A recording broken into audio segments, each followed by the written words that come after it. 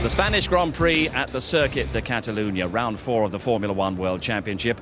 And after those races in Australia, Malaysia and Bahrain, this first race of the European season is like coming home for the Formula One teams. All the problems that they've had to live with for the last month can now be resolved. All the new developments can be bolted onto the car in an effort to claw back those vital tenths of seconds. It all goes to make the Spanish Grand Prix one of the most important and one of the most revealing races of the season. So before James Allen and Martin Brundle describe the action, here's a guide to a race circuit that these teams know so well.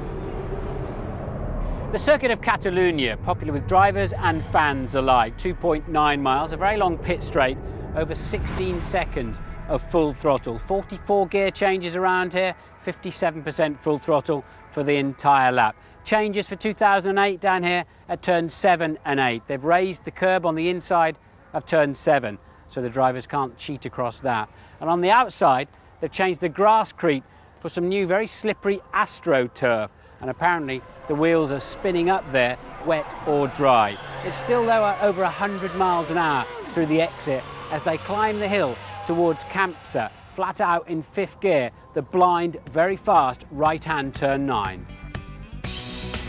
So let's take a look at the grid for this afternoon's Spanish Grand Prix. It's Kimi Raikkonen's first pole position of 2008. He has Fernando Alonso alongside him. How much fuel is in that Renault? It's the first time this year that Felipe Massa has been out-qualified by his teammate. Kubica is in front of Hamilton, who finished second here from 4th on the grid last year. Kovalainen alongside him. Webber and Trulli will have a real scrap this afternoon in 7th and 8th. Heidfeld out of position in 9th. Piquet's first time in the top 10 this season.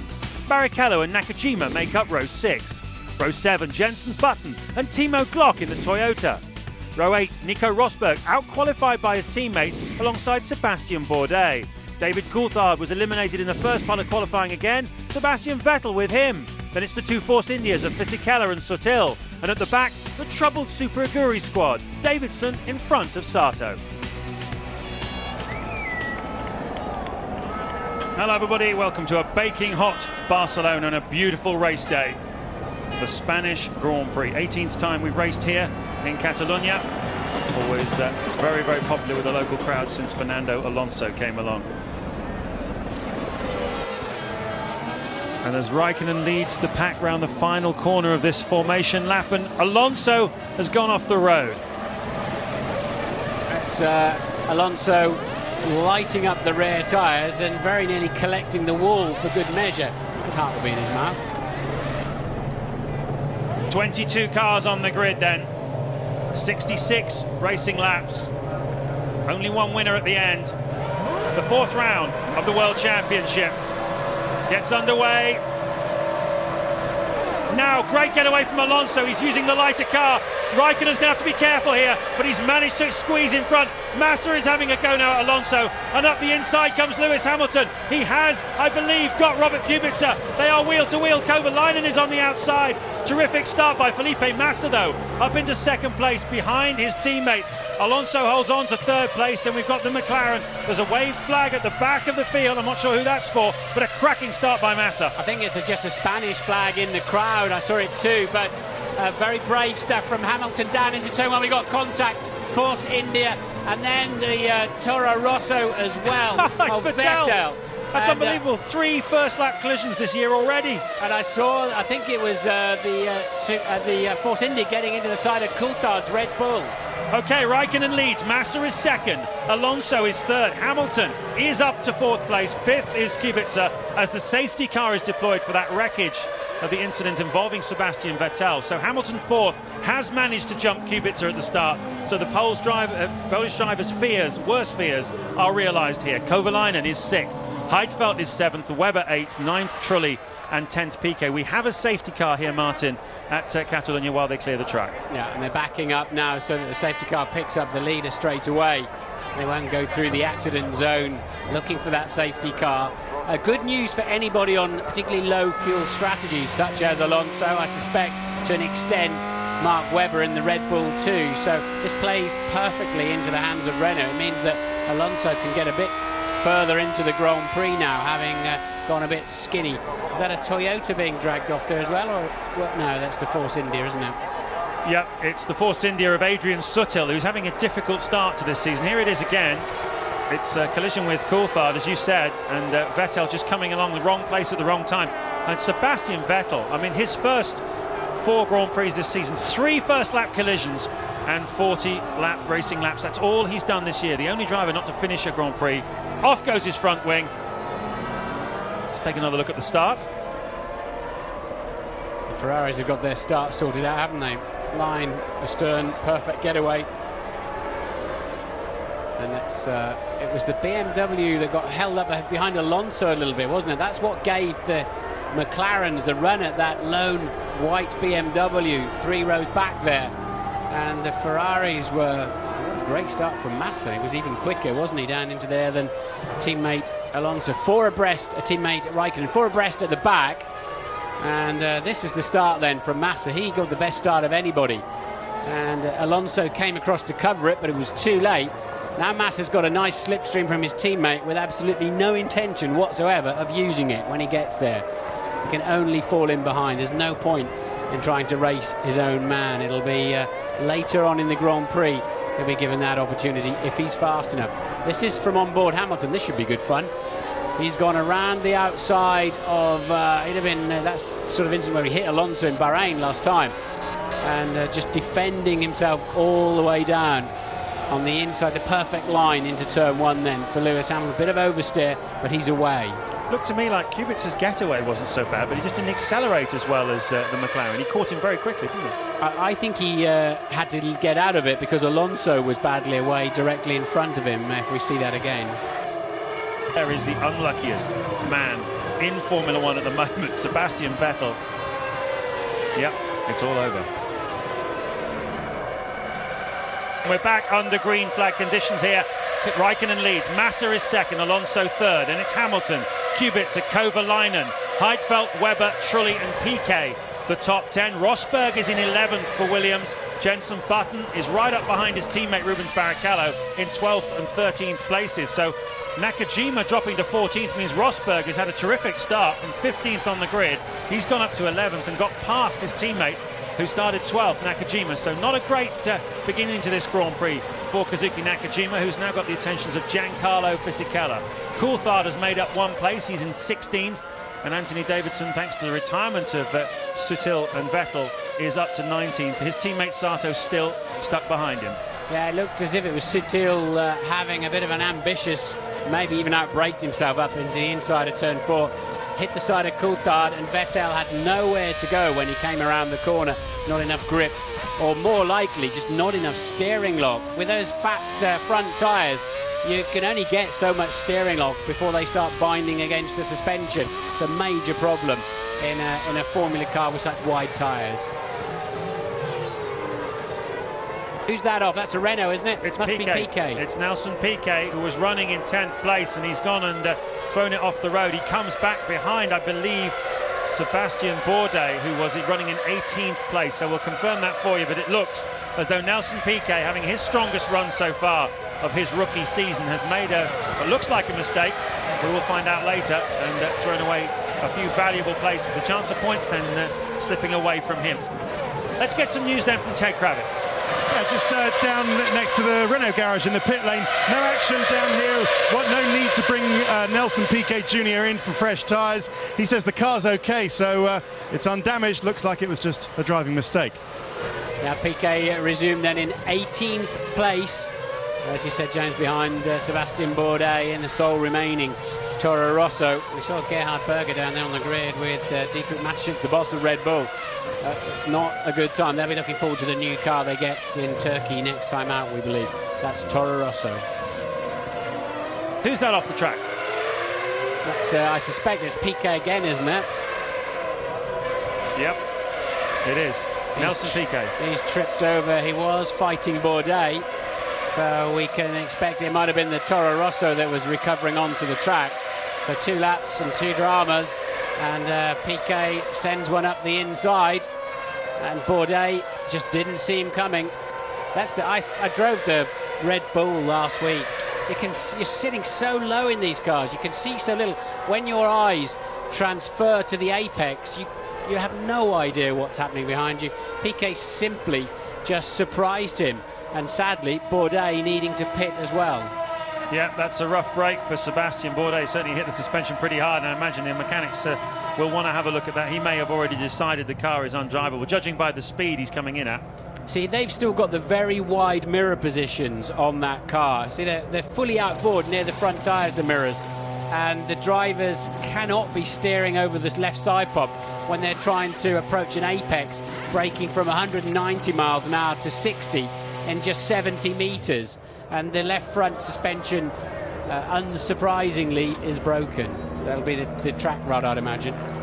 Yeah, mechanics identifying that pretty quickly. There's a lot of high-speed corners at this circuit. Huge loads go through the suspension, and clearly that's not capable of taking it. Well, fastest in the first sector of anybody, Heikki Kovalainen, underlining that the McLaren's race pace doesn't look too shabby at all at the moment. Lewis Hamilton is lapping in the low 1-minute 23s, 3 or 4 tenths of a second only slower than the Ferrari. I say only, of course that's a lifetime in Formula One, but he's not too far off the pace of Felipe Massa, is Lewis Hamilton, so he's keeping in touch, and he's looking good for a podium finish here with 58 laps still to go.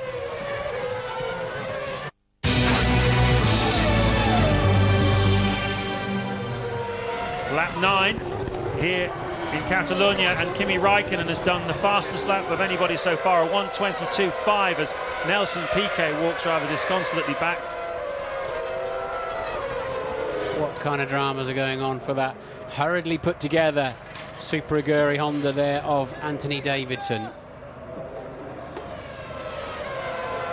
On board with Lewis Hamilton, as he's got an armful of opposite lock. Not really, was it? But kind of half exciting, but we've seen it anyway. I tell you what, when you stand down there at the side of the track and watch, that's not an uncommon sight. That happens very, very often, particularly this year with the removal of some of the electronic driver aids, the engine braking facility.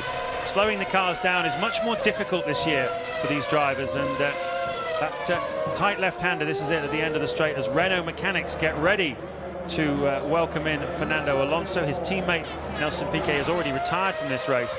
But yeah, that corner at the end of that long back straight is definitely a place where a lot of people get out of shape. So that'll be great news for Lewis Hamilton. He will have been told already that Alonso's coming in, and then we'll see what kind of pace he's got. Hamilton's been lapping in the low 1-minute 23s up until this point. He's probably got another few laps left on his fuel tank as Alonso pits from third then. Hamilton 6/10 of a second slower than the Ferraris on that lap. He's now in 10.1 seconds adrift, so he's in fact the margin's increased to greater than half a second per lap now. Renault with another set of soft tyre. Remember, during the Grand Prix they have to use both types of tyre, the softer one with the white stripe and the harder one without the stripe. So Alonso happy with that tyre choice at the moment. He'll have to put the what they call the prime tyre on later on. Well, there is Rubens Barrichello, who was in 11th place. So Alonso comes out, so Barrichello up into 10th, and Alonso rejoins in 11th place, I believe. We saw Anthony Davidson pull into the pits with some gremlins earlier on. Louise has found him. Well, it was a bit of a freak incident for him, actually. Martin, tell us what happened, Dan. Basically, got a good start. I felt a little bit of understeer in the opening laps after I'd hit a small piece of carbon fibre from one of the cars. Touchdown turn 3. Didn't think anything more of it. And then after Piquet had gone off, I think it was him, around turn 5, he dragged a whole load of stones onto the circuit. We all had to go past them, over the top of them, and one of them found its way into my radiator and punctured the water radiator and put me out the race. But the carbon fibre had damaged my barge board heavily, and I had a pig of a car understeer anyway, so just one of those things. Now here's Felipe Massa, was lying in second place in the Ferrari. 3.7 seconds behind the race leader and 7.5 seconds ahead of Lewis Hamilton. This will bring him out into the pack. Not ideal really for Massa, but he's got the speed. Look, he stopped about 10 centimetres short of his marks there, Felipe. He should have that sorted out by now. That means the refuelers all have to shuffle across, all three of them, and the front jackman has to move towards the car. A long way out of his box there, Felipe Massa. It is one of the frustrations of Massa. He is a little bit inconsistent. He rejoins, it looks to me, like he's behind Jarno Trulli. So Trulli was in 7th. That means Massa has rejoined in 8th place. Yep, there he is. And he's got, well, as I say, Trulli just in front of him. The next man behind him is Nico Rosberg, but he's well over 6 seconds behind. So let's see what kind of progress Massa can make, having pitted on lap 20. Can Hamilton pick off Massa today? He was 4.3 seconds behind him, and he'll be delighted to see that Massa pitted at least a lap earlier than him anyway. And Kimi is in on this lap as well, the Ferrari mechanics out in the pit lane. McLaren are down in the favelas, down at the poor end of the pit lane due to their penalty from last year. Difficult to see them from the commentary box, but nobody out at the moment for the McLaren team, so they were fueled longer. The world champion makes his first stop. Hit his marks perfectly, and the precision that you associate with Kimi Raikkonen, and he heads back out again. So Lewis Hamilton is in the lead of this Grand Prix, albeit temporarily, with 46 laps to go here. He will make his first stop before too long. Also pitting on this lap, Mark Webber and Jarno Trulli from 6th and 7th places respectively. BMW mechanics are out in the pit lane. They're ready for one of their two drivers. I believe it will be Robert Kubica. Into the pit lane comes Lewis Hamilton from a temporary race lead, and Kubica's coming in at the same time. Now Hamilton has a slight advantage here, funnily enough, being down the wrong end of the grid, because he will not have to hit his pit lane speed limiter on his way out of the pit box. He'll just be able to floor it. Meanwhile, Kubica has already made his stop. The fuel is going in, neat and tidy by the BMW engineers. Hamilton is stationary. Can they turn him round and get him out before Kubica goes past?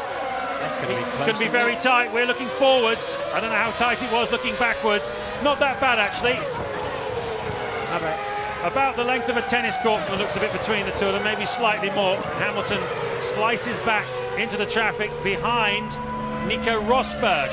So Rosberg was in 5th place, Hamilton's now 6th. We don't know if they had any delays on Lewis's pit stop, but it looks to me as if they fueled the McLaren just that little. They had 2.1 seconds in their pocket advantage, so they might have just put in another 10 litres of fuel or something. It's incredible, isn't it? Just by the difference of a second, all can make all the difference. Whoa, that's a McLaren. Who's that? I believe it is a McLaren. Is it Heikki Kovalainen, who's gone off into the tyre barrier there? It is Heikki Kovalainen, was lying in 3rd place. The problem they have there with that conveyor belt that goes in front of the tyres is that it, and so many tyres, the car's gone an awful long way in there. Oh, that's odd. Oh, broken car.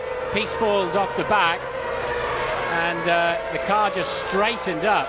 So, unsurprisingly, they've deployed the safety car. This could be quite a long safety car, Mark. We're not sure. The medical car is there. Copy, one copy. Heidfeld will now take a penalty. He'll get a drive-through for that. He had to stop. He's out of fuel. They're trying to change this regulation. The pit lane is not officially open, but he had to come in case he ran out of fuel. Rubens Barrichello and his record equaling 256th Grand Prix start would appear to have knocked the front nose off the Honda, having just made a pit stop. So I don't know if it was on the way out of the pit lane or whether he collided with someone as he rejoined the track, but that has put Barrichello back quite some way. Well, he must have hit something from his own garage then. He's hit a bottle, an air bottle or something. That is very unusual. You can look through, as you say, look through Heikki Kovalainen's cockpit there and see daylight, see the tractor tyre at the other side of it, which suggests that structurally at the front it's taken an unusual. I would think there'd be some twisting action going on in there as well. And there is Kovalainen. Thumbs up from Heikki Kovalainen. That's what we want to see. Yeah, well, I'm sure he will be feeling sorry. Here is a look at what happened then. This is the wrong corner, isn't it? Is it? This is turn 9. There it is. It's turn 9 he's gone off then. Now, so, yeah, up at the top of the hill. Absolutely no braking at all. It's like a wheel bearing or a hub or something. And he took his hands off the wheel very wisely. And he had just been off the road, but it was the other side of the car. The big decision now is, what are we going to do about Lewis Hamilton? Everyone getting ready then for the restart. Into the slow chicane they go. Safety car will pull out of the way. Raikkonen, Massa, Hamilton, Kubica, Heidfeld, a big winner from this upset in the Grand Prix, and Alonso in 6th place. And the race restarts then. Across the line they all go. So it's all worked out quite well for Nick Heidfeld, but of course he does have to come in and serve a penalty very soon, and that will drop him back again. On board with Fernando Alonso, that's Nick Heidfeld in front of us, and Kubica just in front of him. Ted Kravitz, what have you got? Okay, still down at McLaren, and the news from them is that Heikki is conscious and stable, and that's straight from the medical centre, and no more than that at the moment as regards further injuries, but we'll let you know as soon as we know. But just what's going on down here, discussions obviously between Heikki's engineers and Lewis's as to what might caused it. They are looking at the tyres, that's pretty standard at the moment, looking at anything on the tyres that might have failed, and at the suspension and the brakes, as you mentioned, Martin, but no definitive word on what it was and whether it will affect Lewis. They don't think so at the moment. 16 runners at the moment. Kovalainen out, we saw with car failure. Davidson stoned through the radiator. Bourdais tripped over Piquet in the Renault. Sutil hit the side of Coulthard on the first lap and was run into by Vettel. So a lot of accident damage going on in there. 16 runners remaining. Button and Coulthard line astern again. That ended in tears in Bahrain last time out. At the moment, Jenson Button 13th, David Coulthard half a second behind him in 14th place.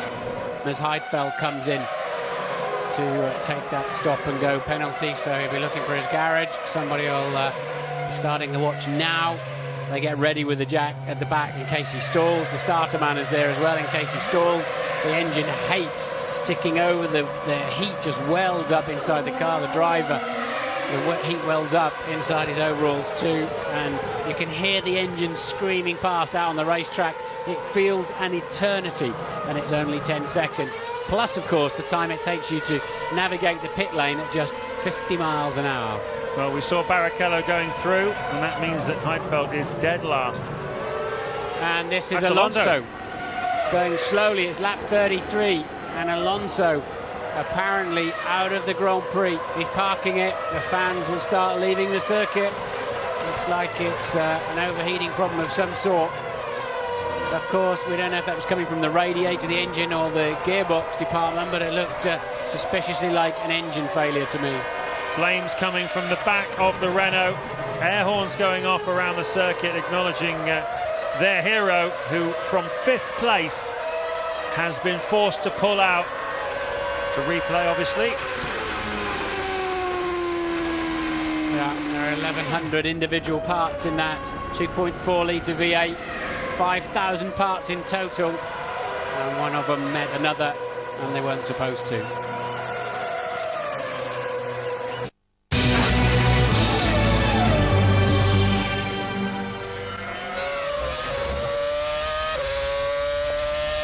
"26 laps to go here in Barcelona, and Lewis Hamilton is pushing very, very hard indeed. He's just set the fastest first sector of anybody, and he carried 9 kilometers an hour faster through turn 9, the corner where his teammate went off a few laps ago into the tyre barriers.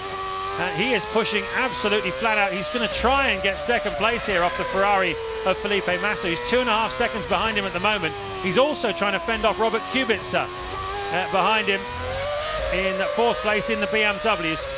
And we've got a big blow up. It's Nico Rosberg right beneath our camera position, our commentary position, and there he is, and that is Rosberg from 7th, Martin, out of this Grand Prix. So Jenson Button is now 1 place away from a point. Yes, indeed. That's the 2nd consecutive lap but Hamilton has been quicker than race leader Kimi Raikkonen. They're on lap 42 of 66 as Nico Rosberg takes a look up the pit lane to make sure nobody's coming along it. Straight into the garage. Always convenient to stop outside your own garage. That sounded very expensive. They do like you to switch the ignition off when you first hear it all going horribly wrong, but the drivers tend to lose interest at that point. As we ride on board again with Lewis Hamilton. This is turn 5. Car looks better than it did in qualifying. He certainly enjoyed this phase of the race. The track has come to the setup of his car. He likes this set of tyres. They may have re-pressured them slightly, and there then is Heidfeld in the pits again. Of course, he did have to stop again the last time. When you serve a penalty, you can't refuel. So Heidfeld in for the 3rd time this afternoon. It was a proper penalty in every sense. Very unfortunate for Nick Heidfeld. And back out into the race he goes. He was lying in 11th place. And there is Giancarlo Fisichella in the Force India, who picks up that 11th place.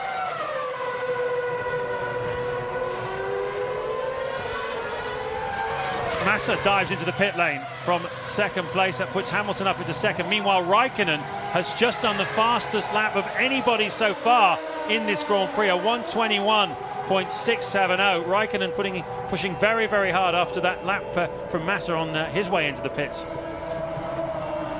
Webber pits as well, as does Jarno Trulli. They're 5th and 6th at the moment.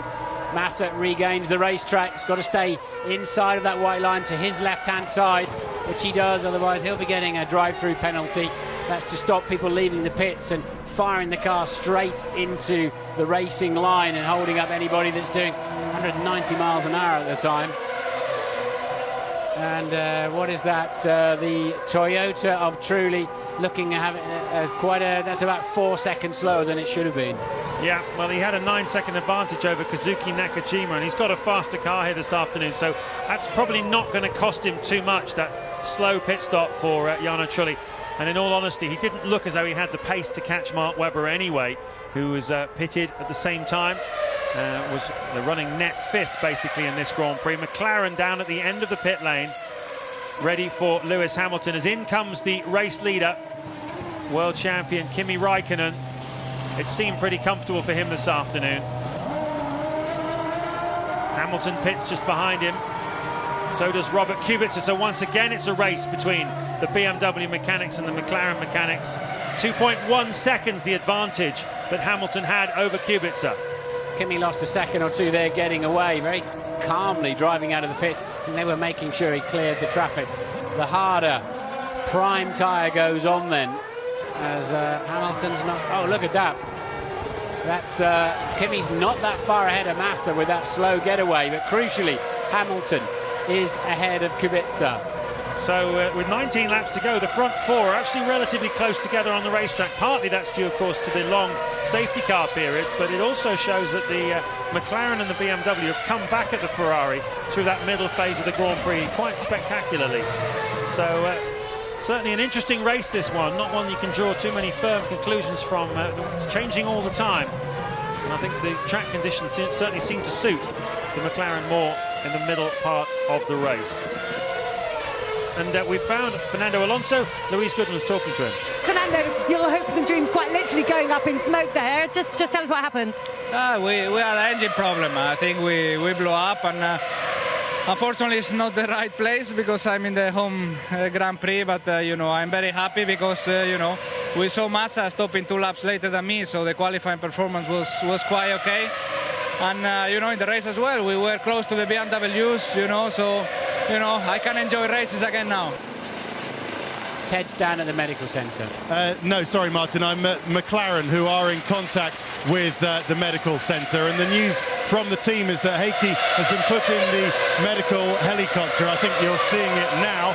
He's on his way to hospital in northwest Barcelona, but they're just saying still that he is talking, he's conscious, he's stable, and the indications are that he doesn't have broken bones at the moment, because they would have set that in the medical centre. They have the facilities to to do that here, but he's going to the hospital in Barcelona for further checks, and that would be checks to his concussions, things like that.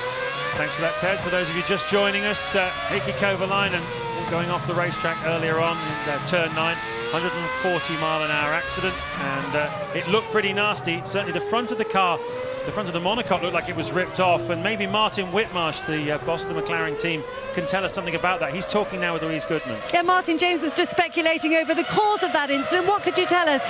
Well, first, in the last 20 minutes, we've been concentrating on the health and well-being of the driver, and there's no visible injuries. He's obviously banged his head, and as a precaution, he's now been flown to hospital, and they're just check on the concussion. He was complaining he'd hit his elbow, but I think that's quite normal. There were no serious or signs of any other serious injury, so that's good news, and I'm sure after they've checked him out, he'll be back fit and well very soon. So that's been our priority. Obviously, we don't have a lot of data or a lot of concentration on the issues, but we could detect from the data that we had a sudden deflation of tyre pressure. We don't believe it was a tyre failure. There was evidence of the rim, part of the rim becoming detached. It wasn't a classic structural failure, potentially a bit of debris or a stone or maybe a part of the car. Inside the rim was caught it, machined it, and the rim failed and caused that sudden deflation. Are you able to say at this stage when he's going to be 100% fit again? No, I'm not a medical doctor, I'm afraid, but I think all the signs are he'll be fine, and I'm sure he'll be fine by the time we get to Turkey. We're all very glad to hear that. Thank you very much, Martin. And watch this, Coulthard and Glock getting together in turn 6. Looks like Coulthard sustained some damage there. He's got left rear puncture. And well, it wasn't Coulthard's fault at all. Glock was quite some way behind, and Coulthard simply didn't see him there, closed the door and knocked Glock's front wing off. I don't think this question is seeing Glock just went too hard into turn 5 and nowhere to go when he got there. Hit the back end of Coulthard's car. They then squabbled all the way down to this point, but it's clearly punctured the left rear, as it's easy to see. Meanwhile, the amazing scrap going on between Fisichella and Heidfeld. Glock has just left the pits. These guys all had a chance of a championship point. Also just leaving the pits, Jenson Button, who was in 5th place, and he's looking for his first World Championship points of the season. And this is definitely a day for showing up at the end of the race and trying to score some points. Oh look, Heidfeld goes around the outside of Fisichella then, so the BMW ahead of the Force India. Fisichella with dirty tyres, having been pushed offline. Coulthard struggling to slow it down. The chassis so stiff that when you get a puncture, the opposite corner waves around in the air and you can't slow the cars down. Christian Horner there, team principal of Red Bull Racing. He's got one car in the points at the moment already, with Mark Webber in 6th place. They changed the tyres, obviously. Are they happy with everything else? Looks like it. Back he goes from 11th then, David Coulthard. Here's another look at the Heidfeld pass on Fisichella. The BMW's always been quicker down the straight. Fisichella tried to keep it tight, made Heidfeld go the long way round. Heidfeld took it nicely. Good piece of driving there. Fisichella could do no more. He'd be penalised. He got out of shape on the way into the last corner. Had to take a breather on the throttle. Realises it. Does his one allowable move to cover the inside line. And Heidfeld has to take the long way round. And then on the better line to break into the corner.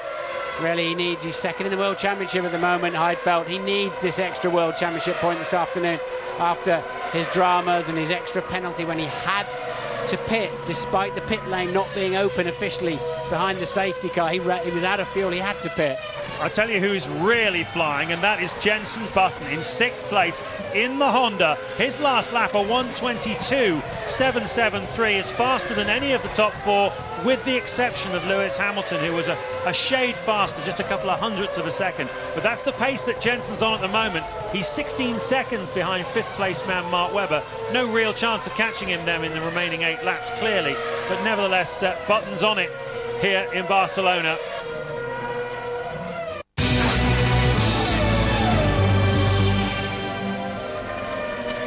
Just 5 to go then, as Coulthard lines up Takuma Sato down the straight. Honda power versus Renault power in the back of the Red Bull. trying to distract him a little bit on the braking zone into turn 1. Very wily racer, David Coulthard. You can see the graphic here, just showing you the amount of throttle they're both using and which one hits the brakes first. Of course, Sato arriving at the corner fractionally before Coulthard, so you'd expect him to hit the brakes first, but gives you an idea of the relative levels anyway. What they're doing for next year is they're taking away a lot of the aerodynamic performance and grip of the cars and putting it back mechanically with slick tyres. So let's hope they can follow and overtake a little bit better then. Coulthard was doing 1:22s to catch Sato, and behind him he's now doing 1:26s. This is for 10th place in the championship. Down the inside goes Coulthard. They are side by side into the corner. Sato tries to resist. Coulthard keeps his foot in and takes the place. The timely reminder from the engineer not serving the purpose, and Coulthard in the faster car manages to get through.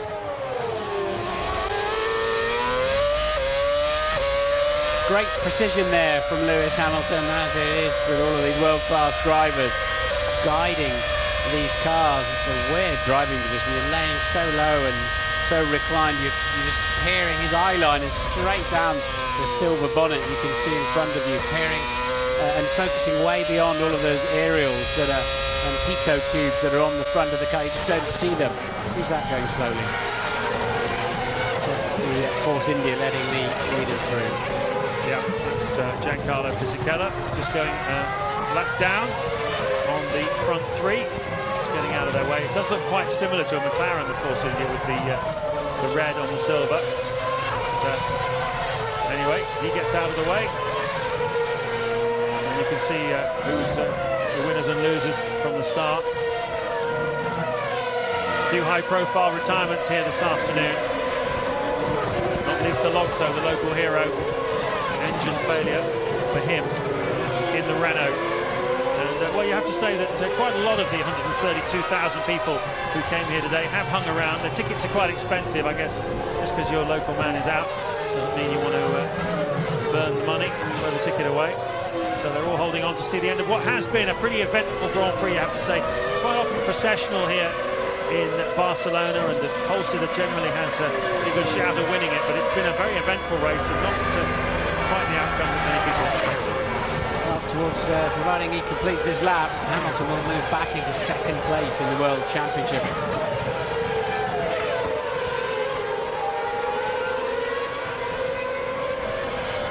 Problem is the Ferrari looks fast and reliable, and Raikkonen is almost strolling. Yeah, he's had it very much under control here today, has Kimi Raikkonen. On a track where the Formula One teams work so hard. It is the test venue of choice. They do hundreds of thousands of testing miles around here every single year. And just listen to the sporting congratulation of the crowd. They can't see their man winning, Fernando Alonso, but their air horns are blowing and they're cheering for Kimi Raikkonen, who's on his final lap here. Into the slow final section he goes. His margin over his teammate, over 3 seconds. It was really never in doubt for Kimi Raikkonen from the moment he got off his private jet and walked into the paddock here in Barcelona. He has owned this place this weekend. Pole position translates into victory for Kimi Raikkonen, his 2nd win of the year. He extends his championship lead. It's Ferrari's 3rd win in 4 races, and it looked very comfortable indeed for Kimi Raikkonen. Yeah, he wasn't stretched too much, was he? There's Mark Webber, who will take another point-scoring position for him. He's going to be the 3rd consecutive one. He's on 4 points at the moment. And a solid, very solid 5th place for him. And Button behind him, a long way behind him actually, will be delighted, as will Honda be, with 6th place. Great drive from Button too. Webber, as you said earlier, James, beginning to have a very, very strong season indeed. Nakajima will take 2 points for Williams, and Jarno Trulli, here's Button coming home in 6th. Jarno Trulli will be the final point scorer in 8th position for Toyota.